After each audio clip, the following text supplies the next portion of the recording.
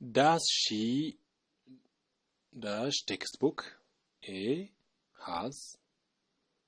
B. Have. C. Had. Does she have textbook is the best answer. Does she have textbook? እዚህ ጋር does ስላለን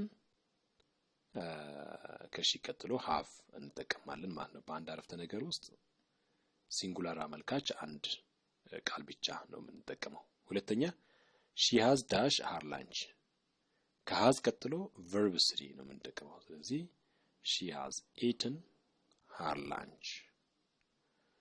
Does they have time to come? እዚህ ጋር they ነው የምናየው።